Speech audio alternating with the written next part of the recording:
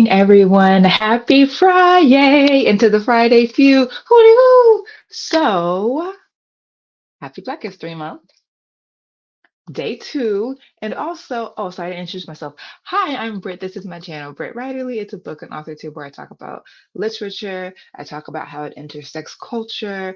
I talk about books that are making me scream happily or angrily or angstily.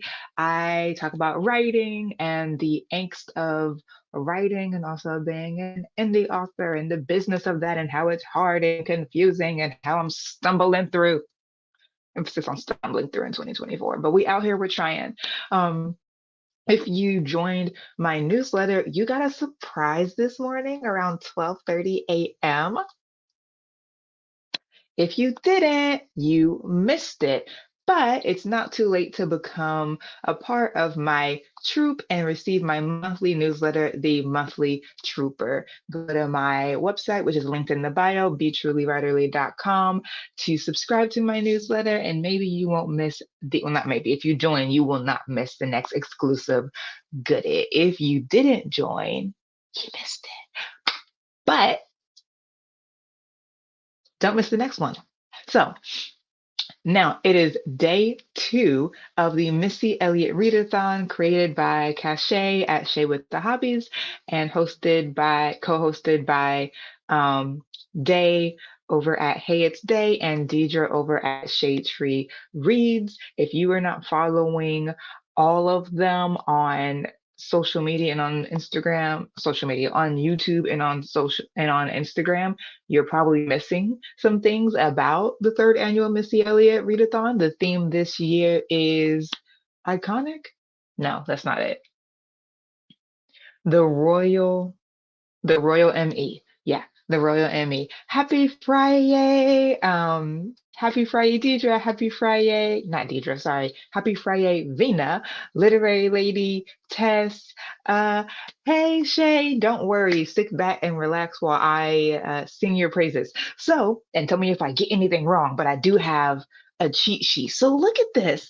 If you are not if you're not following Shay at 50 Shades of Shay, 50 SO Shay, um, then you're missing these beautiful graphics. Hello, Elizabeth. And there's even a blank one. Seems to me she wants y'all to use it. That's just me. I don't, that's just me. So if you're not following her on her Instagram, 50 SO Shay, then you're missing these beautiful graphics. You're missing the announcements. You should also follow Deidre. Her Instagram is also, I believe, um, at Shade Tree Reads, which is her YouTube. I don't know off the top of my head what Dejana's is, but I find it. And also, if you go to the announcement video, all of them are listed in the bio. So, am I going to do all your work for you? No, because then you won't have any reason to go follow them and find them. So, go do that. But I will say that the Missy Elliott Readathon's third annual theme is the Royal ME. The prompts, there are six of them. You have all month to hit these six prompts. And the prompts are iconology, which is a story written by an iconic Black author. Throw it back. If you remember in the second, in last year's readathon, Throw It Back was one of the songs also. But anyway, an iconic song. This second prompt is Throw It Back, a story that is a genre mashup. The third prompt is Cool Off, a story with a creative main character, so a protagonist who is a writer, a painter, a dancer, an artist in some way. I would just like to remind you that in Brittany Lewis's debut, The Undead Truth of Us, aka Tutu, Zari was a dancer. I'm just saying. Anyway, and her second one also, she was an artist. Her second one, oh, what was her name? Something that ended with E. Zari? No, Zari was in the first one. Zari was in Tutu. In the second one, she was also an artist. She drew, I believe. I'm just saying. I'm just saying. I'm just saying. Because today is also the day where you can go add Brittany Lewis's third book, Blood Moon, on Goodreads. I'm just saying, if you're not subscribed to her newsletter, you missed it. But I got a nice little surprise this morning in my inbox telling me to go add Blood Moon. I'm just telling the masses, go add it. Because if it's one book I'm gonna be buying on the day it comes out. It's Blood Moon. I'm not going to hold you. I'm not going to hold you, squeeze you, tease you. I'm just going to tell you when Blood Moon comes out, I'm going to be out reading the book. Okay, so just a few little possibilities for your TBR. Anyway, so a story with a creative main character. The fourth one is Drip Drip Demeanor, a story with a dual point of view. Five is Why I Still Love You, a story that's set in the past. And then the last one is Why I Still Love You, a cappella, a short story, a short fiction story written by a Black author. So, you know how Missy Elliott goes. We always, they always, Shay always make sure that the group reads cover all of the prompts. And it's the same way this year. The group reads are Delicious Monsters by Lizelle Sandberry. You know that Shay loved that book when it came out this time last year. And Out There Screaming, which is an anthology that is edited by Jordan Peele. You know how we feel about anthologies around here. Dave's Instagram is author day. I just saw it in the post. You should really be looking at this. Yeah. So I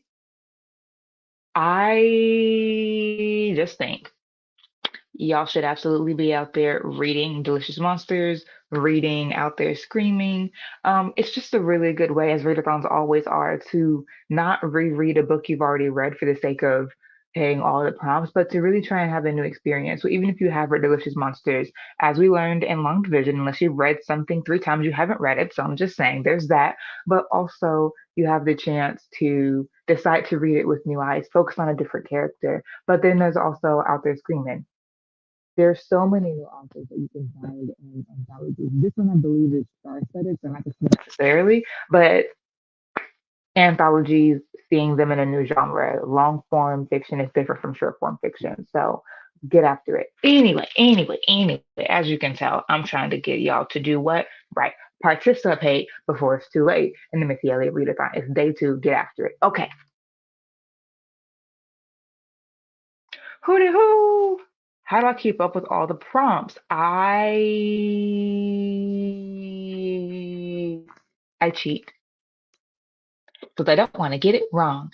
Um, they're selling the horror anthology for $2.99 on Amazon. There you go.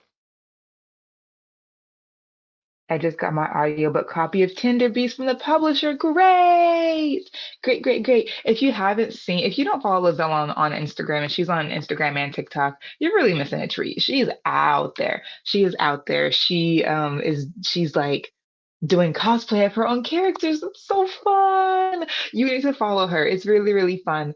And also, speaking of Lizelle on social media, on February 20th, which is a Thursday, um, at 6:30 p.m. Eastern Standard Time, I am going to be having a live conversation with Lizelle Sandberry and Becca C. Smith about um, authors on social media, right? So just talking about as an author, whether you're doing indie, whether you want to be doing indie, whether you're trad or you want to be doing trad, what are some good tips and tricks for really getting out there on social media, being seen, seeing others, making connections, having collaborations? What are the best ways to do that? Because it's hard. It's hard. It's hard. So I am going to probe the brains of these two successful in their own lane and in their own marketplaces of trad and indie. I'm going to probe their brains on how they do social media because Becca does some really cool stuff on social media. She has a whole Instagram for a world of one of her fantasy series. It's so cool. So definitely look out for that premiere link or that live link coming out. Will it be this week? No, it'll probably be next week or even the week of, but just keep it on your membrane. February 20th. Your girl's very busy this month, but I'm really, really trying to keep my pledge of having at least one video a week, sometimes two, and putting up shorts on a regular so that I can be consistent because that's also part of social media. Okay, let's get into our first read. We'll end right at 11, which is so fun. Top of the hour. I am going to be finishing. First, I'm going to call my mommy because I miss her. And then I'm going to be finishing up. What is it? Not that.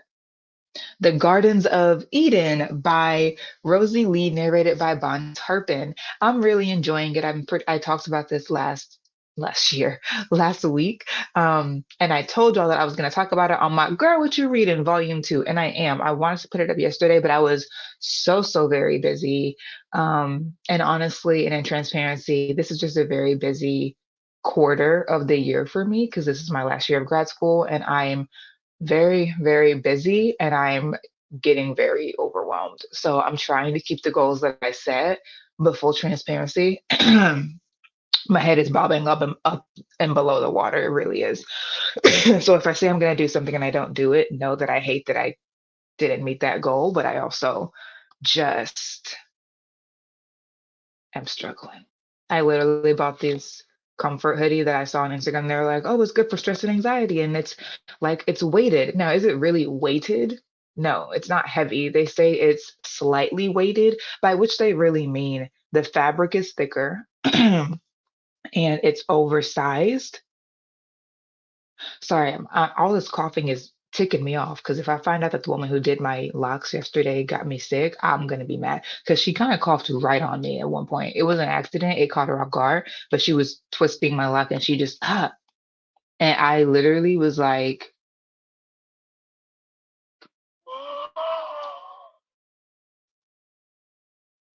dirtiness. Um, but her voice was basically gone and she kept talking, which was exacerbating her coughing, and I was like, I'm trying to read this book anyway. You don't have to keep talking to me. You do not have to talk on my behalf, please. Shh. So anyway, all that all that it's freaking me out because if I find out that she got me sick, I'm gonna be very upset. Now, did she do her job with the locks? Of course she did. That's why I go to her. She washes my hair for 30 minutes every time. I love it. But when I walked in and heard her voice, I can come back later. I wish she would have told me that she was under the weather because I would have just rescheduled. My hair wasn't down that bad. Um, but anyway, so yeah, I bought they're thick. They are very soft. They're thick. They're very thick, and they're oversized, and so it kind of creates this like swaddling effect that's meant to calm you down. But there's no science behind it. There's no science behind it. It's really just their marketing, the manufacturing that it's very thick. They're pre-shrunk, which means the way they come when you get them of being oversized, they're going to stay that way even when you wash them, is what it's supposed to mean. Have I washed these yet? No. I was very overwhelmed yesterday. I was feeling all the shakes, and they got here yesterday because God is good and He's on time, and I put them on, and I'm just rocking out to it. So have I watched these jokers yet? No. When will I? When it's time. But I can say I am enjoying them. Do I feel calmer? I mean, it's not medicine, but I do feel very comfortable. So, now, anyway, I wanted to upload my Girl What You Reading Volume 2 for um the Garden of Eden, the Gardens of Eden yesterday, but it just didn't happen. It would have been at like 8 or 9 o'clock at night, and I'm just like, what's the point of that? People are asleep or on their way to sleep or want to be asleep, blah, blah, blah. I'm getting a PhD in Africana studies. Um, yeah, it's just I just didn't. I was like, okay, I'll just do it tomorrow. So it's uploaded and ready to go. It will be coming out at 2 p.m. today. So you'll hear all of my thoughts. Well, all of my thoughts. They're supposed to be short reading updates. So you'll get a synopsis of the book. You'll get my thoughts on particular characters and my hopes for the end of the book, where I am at that point in the book. So I will probably be able to finish the Gardens of Eden during our time together. Honestly, we'll see. All right. Um, I think she means the Jordan Peele one, Shay. The Out Here Screaming, I think. Um, oh, thank you, Margaret. Um, I think Margaret is a trooper. I think Margaret has subscribed. So you have mail. You got a little surprise in your inbox this morning. You got him right under the wire. All right, let us read. We're gonna do 45 minutes. And there's gonna be puppies on the screen per usual. and you can let me know in the comments what you're reading. All right, and 3, 2, 1, y'all turn them pages or press play.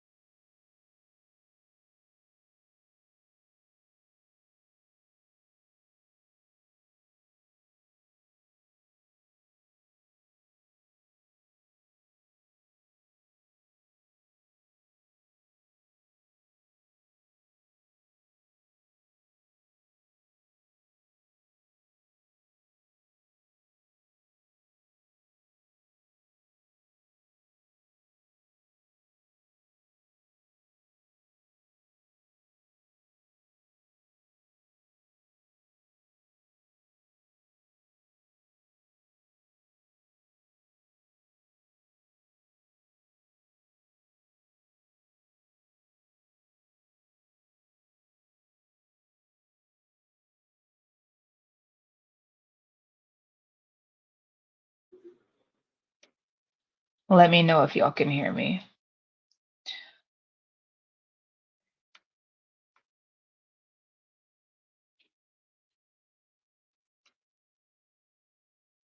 Da-da-da-da. Okay, yay. StreamYard says you can. Okay. Think I'll skip the post office today because I'm just mailing out books. And I'll be at the African American Children's Book Fair tomorrow, so I might get more books to mail to. Facts. Facts, facts, facts. Every time you think you're done, it's like, oh. Wait 1 second. I have this one other thing. Um, yeah, I understand that. Um, I just made a reel. I'm telling you. Do I like social media? No.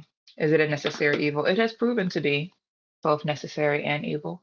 Um, I mailed a couple of cards yesterday. I love mailing stuff. Email has lost its luster if it ever had it, but mailing stuff in the mail, doing a little doo doo, put my name and my return address and a little stamp.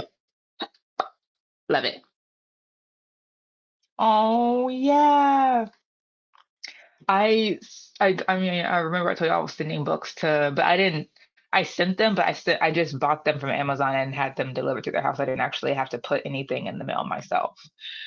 And then for their school, they ended up going as the kids in that book. What was it? The Coin Slot Chronicles. They ended up going as like dressed up as the kids from that book for school because their mom is super crafty. And so she made them the costumes and they tagged the author and the author liked it.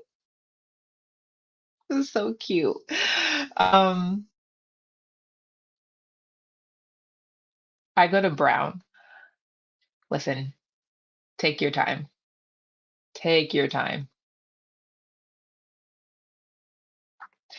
All right. I have, how much more do I have left in this book? I do need to end pretty much right at 12 because I have something at, I think it's at 12:30. Maybe it's at 1. It is at 1, but I need a break. So yeah, I'm gonna try to end as close to 12 as possible so that I can take a break and get ready for my next meeting. Um, I have 35 minutes left. I will get to finish it here. Let's go. Okay. Um, I usually prefer to mail the books from Amazon, but I see. Yeah. Yeah. Okay. I have 35 minutes left in the Gardens of Eden.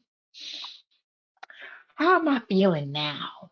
Y'all will sort of just like append this to whatever I say in my Grow What You Read to come out in a couple of hours.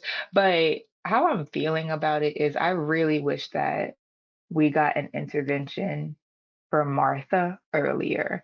I have 35 minutes left, and Martha is unchanged. She is largely unchanged. And chapter 7.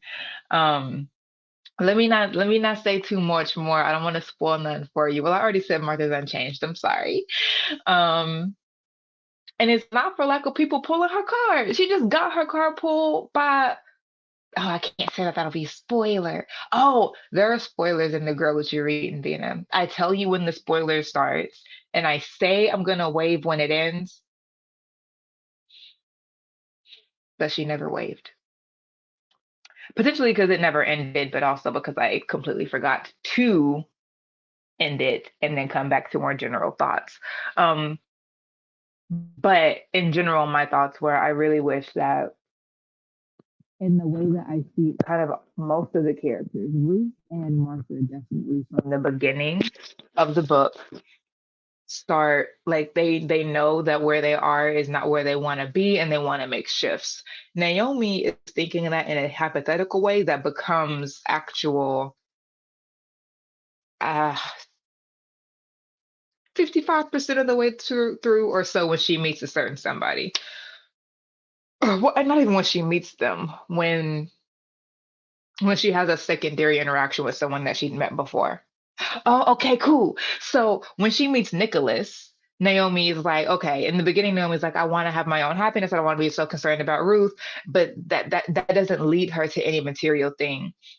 But when she meets Nicholas, who's doing not an audit of the company, but helping the company move forward into a future by downsizing branches, not downsizing, but by like taking off branches that aren't really profitable and really like getting back to the roots of the company as a peanut business. When Nicholas, he got asked for Naomi. And so then she's like, well, this is my chance to have something for me. Da-da-da-da. So she even starts to have a shift and really have to navigate the tensions of being there for your family, um, and also being there for yourself. And she really has to tussle with that. Like, how do you pursue your own happiness in a way that doesn't harm your family? And to what extent are you responsible for that? Because just because someone's feelings got hurt doesn't mean that you hurt their feelings. If I'm offering you a mint because you need it and your feelings get hurt, that's really on you. I'm trying to help. Right. So it's that thing where it's like sometimes people's feelings are just gonna get hurt because that's how they feel that day, and you're not responsible for that. But sometimes you do exacerbate something in a way that you should have been more mindful for. Even if you do have a right to do what you do, it's the way that you do it that could make it harder than it had to be. And that's it's that really delicate balance that Naomi is managing. And so Naomi, Ruth, Mary, all of them have goals and they have to navigate towards those goals, and it's hard and we see it and we're in it with them. But Martha, you were cumbered about with many things, but your sister Mary has chosen the good part. It's just, I just want to see more growth from Martha because I say in a girl what you read, I don't like her. I told her that last week. I don't like her. It hasn't changed. But I'm just like, Martha, when are we going to change? You're too old. She's older than Mary. When are we going to change? When are we going to decide that we don't want to be the pariah of the family? And everyone has tried to call you in. Ruth has tried to call you in for the past 20 years. Your sister has been trying to call you in for most of y'all's life. Aunt Naomi has been trying to call you in since you started raising you. Like everyone's been trying to call you in, but you're just so content and even committed to being arrogant, to being a master manipulator, to getting what you think you deserve, to elevating yourself and positioning yourself in the family in the way that you think that you ought to be because you're so great. It's just, oh, Martha saddens me. And this is not the interpretation that I got from Martha in the Bible. So it's interesting. Um, is she my least favorite character? Sure. We have 35 minutes left, and I'm just like, girl, what's gonna happen? Because at this point, even when she is like, dang, that was a miscalculation. Why can't I have XXX? That was a miscalculation, not I was wrong. That was a miscalculation. And why does everybody else get X, X, and X, and I can't never seem to secure that for myself? Your sister told you that 5 chapters ago. Nay, seven. 7 chapters ago. Why you keep getting what you get, and instead of hearing that and internalizing it, you just boop, batted it off like a frisky cat. Imagine how tired we are. Martha. Anyway, let's go into our next part. We're gonna do another 45. I'm gonna finish this book and maybe even write a review on Goodreads for it in the time left. Um, and then we'll see if Martha can choose the good part. I don't know. But I do think there's this guy who likes her. Now, the interesting thing will be, I think that he likes Martha. These are so comfortable. I think that he likes her. I think she likes whatever his name is, likes this man, likes him. And ain't no involved. She's just like, yeah, let's do a business deal. And he's like, let's be partners. So it'll be interesting. I think he just came up to her. Um, I think he just came up to her in the cafeteria. So we'll see what he says. And if she can receive it, it may I don't like the taming the shrew narrative. I don't like the well, all she needed was a good man. I really hope that's not what's about to happen. And given that we have 35 minutes left, I doubt it. So while I'm relieved that we're not gonna have a taming of the shrew moment, I am also just like, but I want reconciliation for Martha. Um, Are you reading a Bible commentary or a novelization of the Martha story? Kind of neither. It's not a novelization of Martha's story. It is a Bible-inspired family drama called The Gardens of Eden. And it's this family whose last name is Garden, Gardin, and they live in Eden, Georgia, Edin, Georgia. Um, and the characters are Bible inspired. So there is, well, come back at 2 o'clock and you will get a brief synopsis of my thoughts on where I was yesterday, which is approximately at the 88% mark, and now I'm at the 98% mark. So I won't take up our time here doing that. I talk about it in like 2.5 hours. So come back then. But it's a Bible inspired family drama. So Martha is one of the family members, along with her younger sister Mary, her aunt Naomi, and her cousin-in-law. I'm not good at family trees. Ruth is her second cousin's wife. Um, so yeah, anyway, I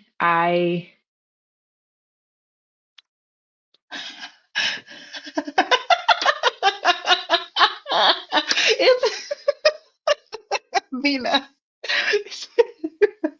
This is why it is so important. This is why it's so nice to have people who have followed your channel for a little bit. Because I only someone who's been here for a while would connect that. Because I don't remember that. But I'm sure you're right. Um, but guys, I don't like it. I don't like it. I don't like it in any genre. I don't like it whether they're saying, oh, all I needed was some good sex to straighten me out. And I don't like it when they're like, all I needed was a man's strong arms and his deep voice to teach me how to act right. Please, you need Jesus. Please.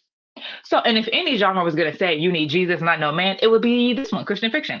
So I'm really, really hoping we don't get a taming of this shrew moment. Even with Aunt Naomi, Nicholas is not taming her. Like he's very much like, oh, it's definitely in the movies. It's everywhere because the taming of the shrew is from one of Shakespeare's plays, I think. So it just became a trope from that. And Shakespeare was born in 1540 something. Um, I'm glad I could draw it to your attention. It really grinds my gears, or as my middle school history teacher would say, it really burns my biscuits on both sides.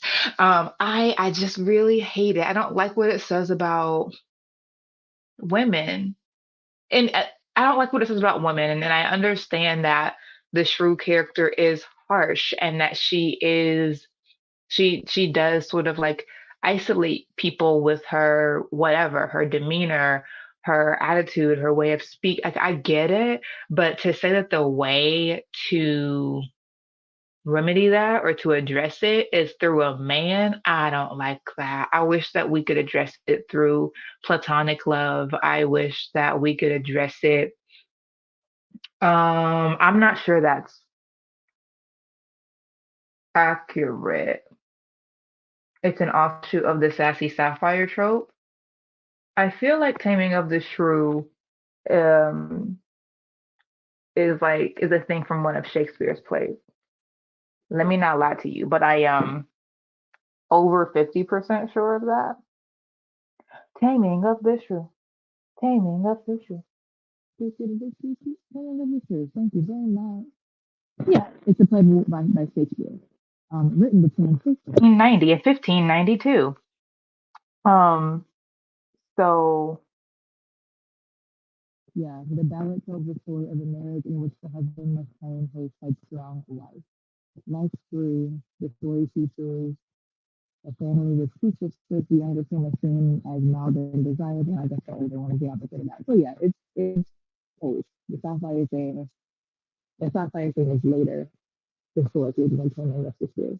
Um, so definitely a aspect of that. However, from a literary history perspective, you might draw a parallel between them. Definitely a parallel that would be racialized because the sapphire is absolutely overtly um, a, of course, um, A caricature of Black women. The shrew is not race.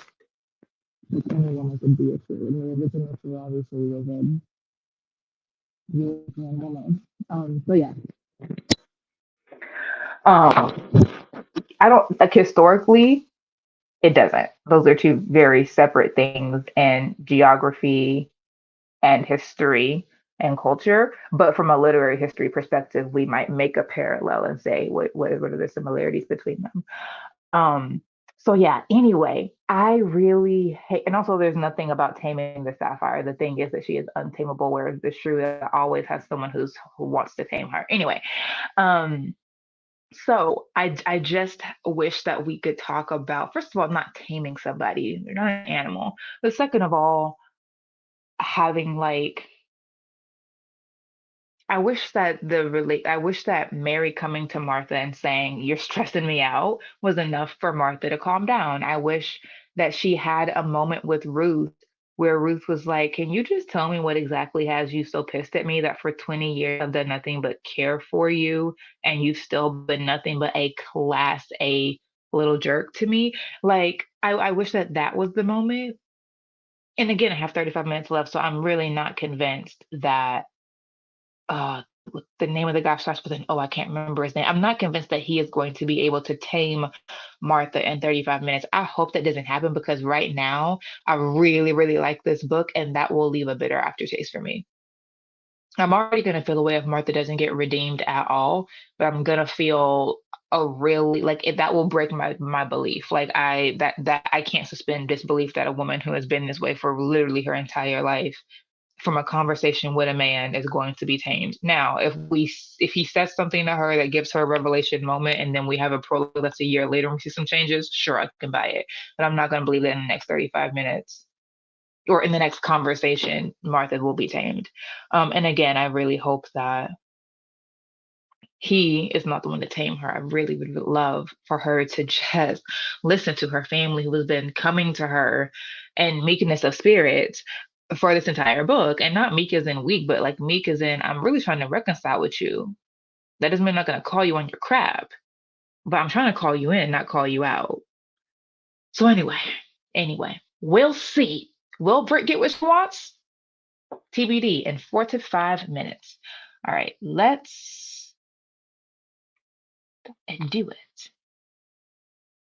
That would be a very interesting video to talk about to talk about like five or so books that I've read in recent years, recent as in the last 5 years, that have a taming of the shrew trope and see it across different genres and age categories because I know that it is.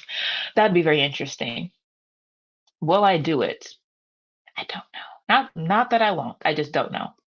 Depends on how much prep time it takes. Because the truth is, I have grand ideas, but I do not have grand time. Okay, here we go. In three, two, one. Y'all turn them pages or press play.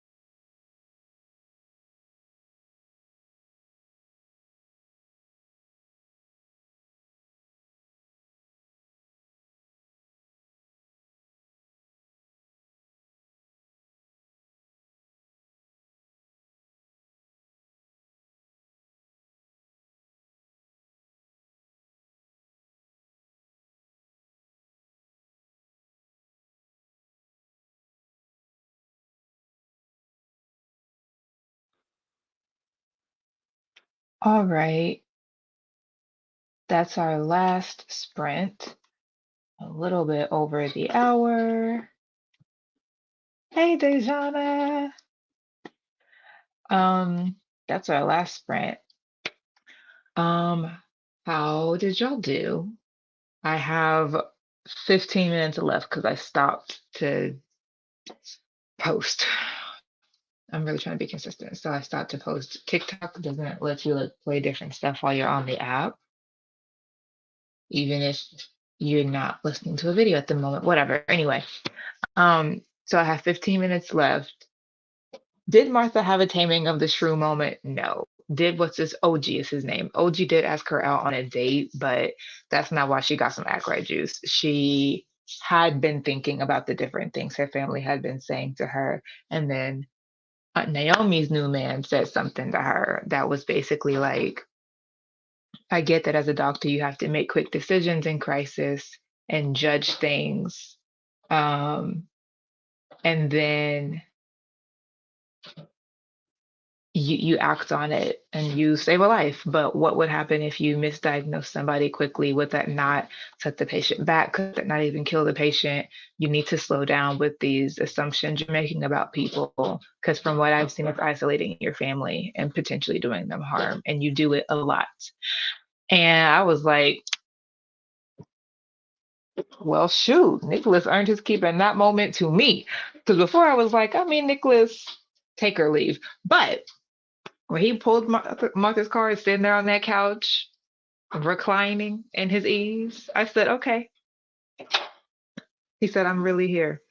So from then, she started thinking, which I hoped that would be a moment, but her reaction right after was so self centered that I didn't think that that was really penetrating her thick skull.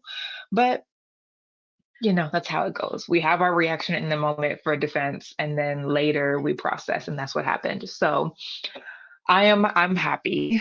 Um, and then there's 15 minutes left. That's just gonna be a bunch of winding up of things. Um, so yeah, I am happy. I am happy. Hello, Dejana. Bye, Tess. Man, I'm telling you, when you forget that you asked someone to be somewhere, it's a new kind of it's a new fire for productivity. All right, I am gonna sign off to get ready for my next meeting. Y'all have a great weekend. Thank you for joining. I hope that you got done whatever you wanted to get done. Don't forget to tune into the video at 2 o'clock. Girl, what you reading? Where I tell about more of my thoughts on the Gardens of Eden. You got a little bit of a teaser to like how I feel about the ending of the book, which is where I end the video. So it'll all come 360 for you. But I hope that you enjoy the video. I hope that you consider reading The Gardens of Eden. I would certainly recommend it. I'm really enjoying it. I've really enjoyed it.